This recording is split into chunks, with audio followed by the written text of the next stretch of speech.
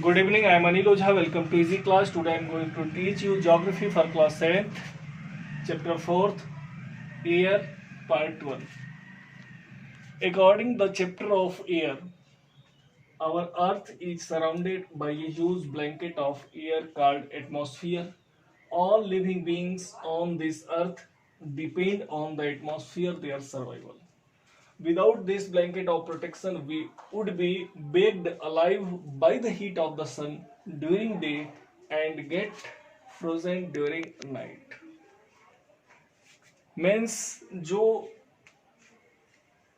यह जो अर्थ है यह चारों तरफ से हवा के आवरण से ढका हुआ है और यह जो हवा का आवरण है इसे ही हम एटमॉस्फेयर कहते हैं। सभी लिविंग बींग्स को ह्यूमन प्लांट्स जो है डिपेंड करता है इस अर्थ पे, इस एटमॉस्फेयर पर आधारित है फॉर देयर सर्वाइवल, अपनी जीविका हेतु, अपने जीवन के लिए। मीन्स इसके बिना हम नहीं जीवित रह सकते।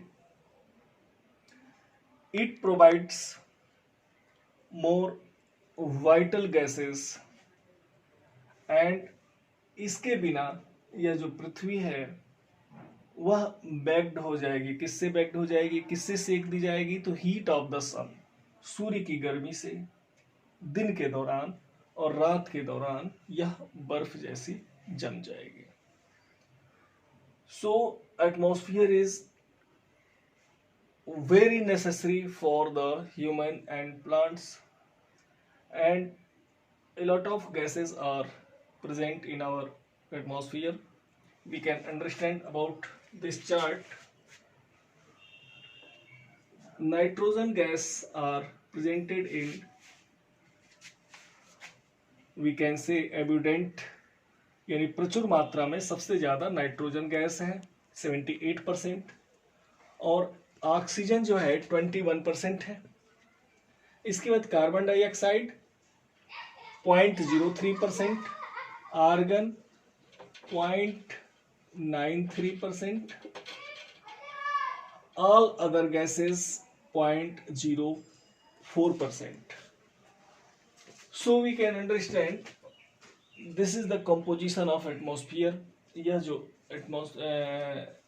एटमॉस्फेयर का कंपोजिशन है, जैसा कि मैंने बताया कि nitrogen is the most plentiful gas in the air we inhale. We take some amount of nitrogen into our lungs and exhale it. Nitrogen की मात्रा भी कुछ हम जब सांस लेते हैं तो अपने अंदर ले जाते हैं और कुछ मात्रा जब सांस छोड़ते हैं तो। But plants need nitrogen for their survival, लेकिन पौधों के लिए अपने जीविका हेतु नाइट्रोजन बहुत ही अनिवार्य होता है। They can not take nitrogen directly from the air, यानी पौधे भी जो है नाइट्रोजन को सीधे हवा से नहीं ले सकते। तो कैसे ले सकते हैं? तो bacterias that live in the soil, roots of some plants take nitrogen from air and change its form so that plant can use.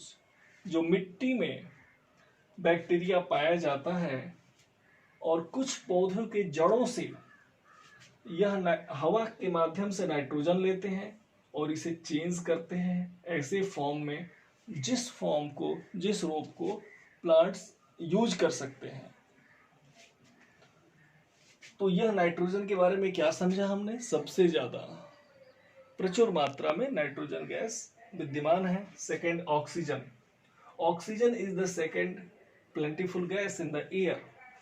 Green plants produce oxygen during photosynthesis. Carbon dioxide is another important gas. Green plant use carbon dioxide to make their food and release oxygen.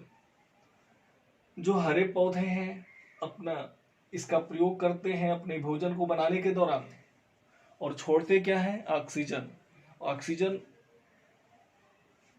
जो human beings है oxygen लेता है और carbon dioxide को छोड़ता है। तो इस तरह से बैलेंस बना रहता है प्लांट्स और ह्यूमन बीइंग्स के बीच में। The amount of carbon dioxide released by human और animal seem to be equal to amount used by plant which make a perfect balance। यह बराबर मात्रा में होनी चाहिए, इसीलिए पेड़ों की कटाई पर रोक लगाई जाती है। फिर जो फैक्ट्रियों में धुआं या अन्य गैसें निकलती हैं, इससे बैलेंस बिगड़ता है, ग्लोबल वार्मिंग की प्रॉब्लम आती है। तो अतः इन सब चीज़ों पे जो बैलेंस बना रहता है, इससे सामान्य जनजीवन या सरवाइव करने के लिए यह कार्बन डाइऑक्साइड और ऑक्सीजन भी बहुत ही महत्वपूर्ण गैस है। Okay, structure of atmosphere. Atmosphere का स्ट्रक्चर देख लिया जाए। From the surface of the earth and top of the space we can classified into five types.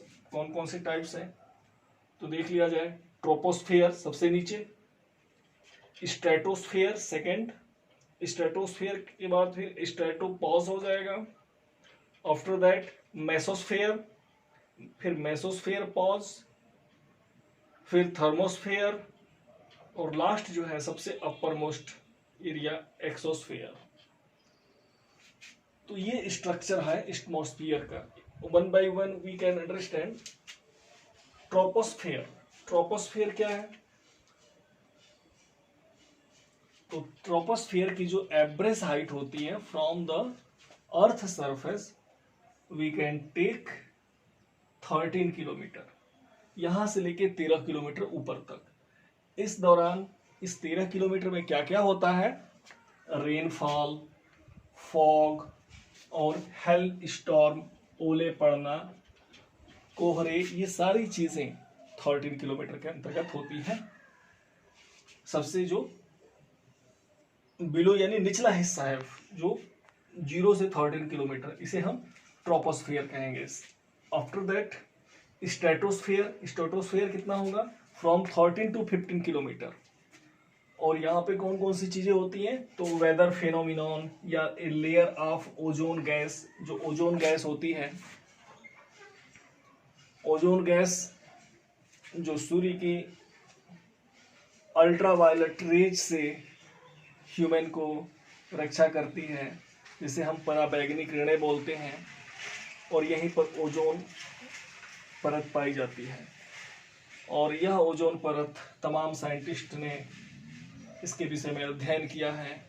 इसमें कुछ छिद्र हो गए हैं और इसके चलते मनुष्यों को बहुत नुकसान होता है। तो जो ओजोन गैस की चर्चा की जाती है, ओजोन लेयर की चर्चा की जाती है, ओजोन लेयर, तो ओजोन लेयर जो है वह पाया जाता है स्ट्रेटोस्फीयर के अंतर्गत। आफ्टर दैट मेसोस्फीयर, मेसोस्फीयर क्या है? अबोव द स्ट्रेटोस्फीयर, स्ट्रेटोस्फीयर के ऊपर होगा। It extend up to height of 80 kilometre, यह 80 किलोमीटर तक हाइट है स्ट्रेटोस्फीयर के ऊपर। तो इसके अंतर्गत क्या होगा? तो मेट्रोइड्स born up in this layer and entering from the space। जो मेट्राइड्स चमकते हुए जो स्टार होते हैं, वह इसमें बिजली की तरह उनकी चमक दिखाई देती है। तो जो हमें आसमान में रात को इस तरह का दिखाई देता है, जो 80 किलोमीटर के अंतर्गत, उसे हम किस लेयर में कहेंगे? तो मेसोस्फीयर के अंतर्गत। Next thermosphere. थर्मोस्फीयर क्या है? तो it extend between 18 to 14 kilometre. This layer help in radio transmission. इसके अंतर्गत रेडियो ट्रांसमिशन आता है। और रेडियो ट्रांसमिशन जो जितने भी सिग्नल या इस तरह के संकेत मिलते हैं, तो ये इस थर्मोस्फीयर के अंतर्गत आता है। जो सबसे ऊपरी हिस्सा है, उसे कौन सा हम बात बोलेंगे? उसे कौन सा पार्ट बोलेंगे? भाग, एक्सोस्फीयर। तो the upper most layer of the atmosphere is non exosphere. जो लाइट गैसेस हैं, जो हल्की गैसेस हैं, वहां पे विद्यमान रहती हैं। कौन कौन सी गैसें? तो हीलियम और hydrogen float into the space from here. तो इसके अंतर्गत हीलियम और हाइड्रोजन गैसें इस एक्सोस्फीयर में रहती हैं। Okay, now I'm going to complete this video, and in next video I would like to discuss about the topic of weather and climate. Thank you.